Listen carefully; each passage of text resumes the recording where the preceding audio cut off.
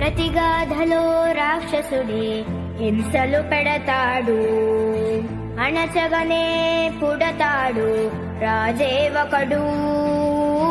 శత్రువునే కడదేర్చే పనిలో మన రాజు, హింసలనే మరిగాడు మంచిని మరిచే. నీచుడి అంతు చూసి